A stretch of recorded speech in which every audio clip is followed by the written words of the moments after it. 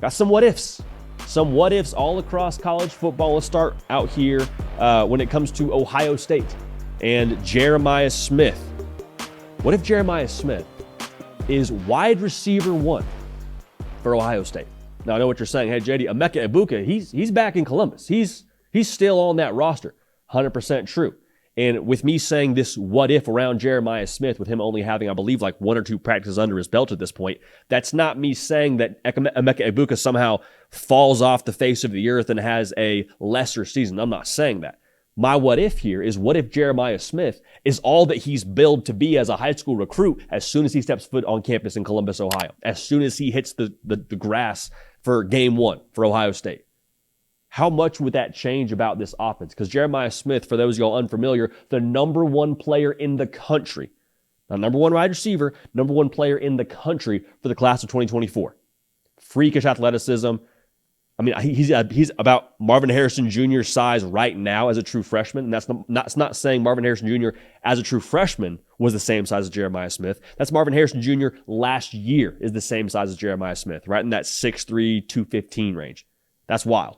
So if that's the case, it means a couple of things. It means Will Howard has options offensively.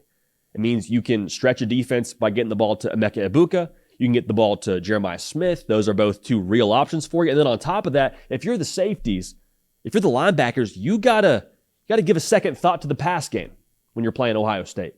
And when you can't trigger quickly on the run game as quickly as you would like to because you're worried about Jeremiah Smith catching a slant behind your ear and going all the way to the house, that means you can't trigger as quickly on Quinshon Judkins when he gets inside zone, or Traven Henderson when he gets around the corner. You don't want to play a half step slow in college football, period, but especially against this Ohio State offense. So likely that means that Ohio State offensively is back to scoring right around 40 points a game, and it means they're probably in that rarefied air we've expected them to be in the Big Ten Conference, and they're probably right up there for the Big Ten title. So staying in the Big Ten, here's a big what if for us. What if Dylan Raiola wins the quarterback 1 job this spring at Nebraska? We're not talking about him eventually winning right before game 1. I'm talking if he wins it during these 15 practices. He's an early enrollee. He's one of the most high-profile prospects at the quarterback position that they've had. Matt Rule on this very show yesterday, he told us, when we know at quarterback, we know. Like, I don't want to play games with people. I don't want to waste anybody's time. When we have our quarterback, we'll announce the starter. If that's Dylan Raiola in the spring, that would be massive for Nebraska for a couple of reasons. And the first part of this being, you can start to tailor the offense then to Dylan Raiola. Because there's a lot made about offensive scheme and personnel, and whoever you have at quarterback, when you know who that is, you can start to build to their strengths, build to the kind of things they like to do on the football field. And that's a very big difference, tailoring your scheme to the person touching the football every single snap, as opposed to trying to do the whole one-size-fits-all method for your quarterback. It's empowering, too, from a locker room standpoint to know who your quarterback is. Dylan Raiola, he's a young cat. So when you give him that QB1 label, it's going to give him a little bit more credibility to say things in that locker room. It gives the older players in that locker room, the leadership guys already, to kind of come around him and support him and champion him. It's just good overall to know who your quarterback is sooner rather than later, so you can have a clear direction for everybody involved. For Florida State, they're no stranger to going after the portal. We talked about Mike Norvell and his habits when it comes to the portal throughout the course of his time in Tallahassee. This year will be no different. Malik Benson is coming over from Alabama, and Malik Benson, this time a year ago, was getting very major buzz, or I guess it was going into the 2023 season, so right around fall camp. There was buzz for him being wide receiver 1 in Alabama. Now, obviously, that didn't end up being the case. He ends up transferring to Florida State. What if Malik Benson this spring generates the kind of buzz that Keon Coleman had in fall camp last year? Now, Keon Coleman transferring from Michigan State a season ago, we all saw what Keon Coleman did on the football field this past fall, pretty much whatever he wanted to, but he was a rather unknown commodity of sorts before he got to Tallahassee. Like, Keon Coleman did some really good things for Michigan State. He was going to be Michigan State's best wide receiver. There was no mistaking that. But when Keon Coleman got there in fall camp, you talk to people at War Chant, the Florida State On 3 site, go check that out, get a membership there. You would read the message boards, you talk to the insiders, and everyone said the same thing. If we didn't know he was a transfer, we wouldn't know he was a transfer. By the nature of the plays that he made consistently, by how seamlessly he integrated into that offense. There will be no way to tell that. And so the thing to watch here for the spring, the big what if, like I just mentioned, what if we start to hear that same kind of buzz around a Malik Benson? Malik Benson was one of the top junior college wide receivers. I think he was the top junior college wide receiver when he came out. This is a dude now. Very real speed. He's got like a 6'5" wingspan, even though he's only about 5'11", 6 foot. He can go for you. So if he translates the way that Keon Coleman translated, I'm not saying he's the same kind of player, but if he ends up being that wide receiver one real deep threat for you, real alpha dog for you, in that way, obviously a huge benefit of that would be to DJ Uiagalelei. And honestly, I think this gives us a more true assessment of DJ Uiagalelei if he has the weapons he needs on the perimeter. Because that was kind of the knock, I think, at Clemson was, oh, well, he's not this, he's not that. I don't know that we ever really got a great gauge because there wasn't really a ton of game breakers out wide for him. Just wasn't. I mean, it's not to say anything negative about Clemson. It's just at quarterback, you're obviously a little bit limited as to who you have catching the football for you. That's kind of a governor for you.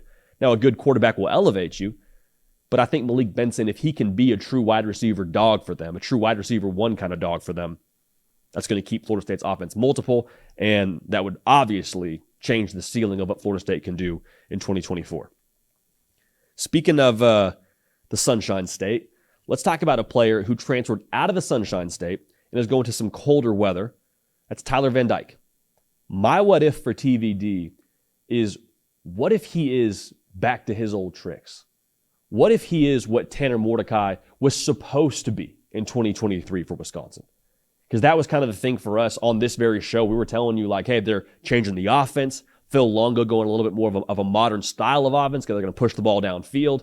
And Tanner Mordecai, he wasn't bad. He was dinged up, and he wasn't as effective as you would have hoped he would be. But Tyler Van Dyke, man, we've seen him thrive in this style of offense. Say what you want about the last couple of seasons. When he was playing in an air raid offense under Rhett Lashley, we were talking about him being one of the top quarterbacks in all of college football, not just the ACC. Now, obviously, that was based on the trend that he would continue to progress and continue to get better, which didn't happen. But in 2021, he threw for almost 3,000 yards and 25 touchdowns, only 6 interceptions. With the defense they have coming back, 71% of that production, that allowed 20 points a game last year. And that running back room still being stocked, how you would expect a Wisconsin running back room to look, they're going to have a chance now. That's going to give Wisconsin a chance to really compete for a Big Ten title in the Hunger Games kind of style that conference will be. And make no mistake, for Wisconsin to do that, they're going to have to score points. Like I talked with Andy Staples about this on his show this morning. The Big Ten is shifting to where you can't just be a one-trick pony. You can't be hard hat, lunch pail, 3 yards in a cloud of dust.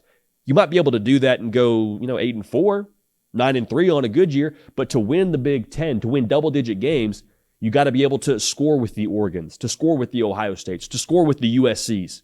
Say what you want about their defense. USC knows offense. Lincoln Riley knows offense. So if Tyler Van Dyke has the buzz out of spring football of, hey, he looks like he's just a new person.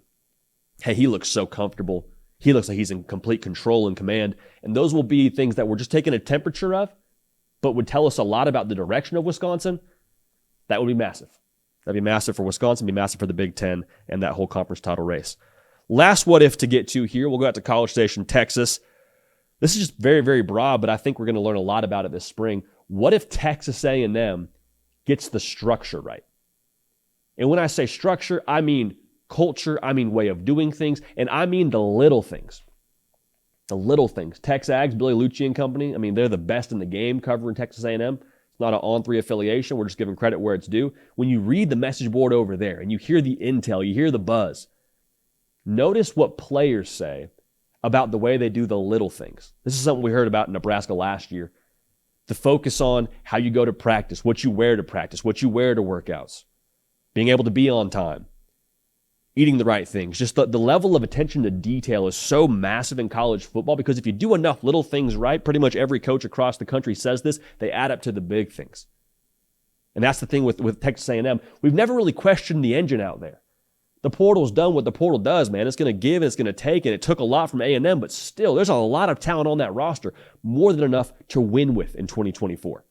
And so if Mike Elko and that structure he provides gets the most out of that engine that is that roster at A&M's going to be a force in the SEC. No ifs, ands, or buts.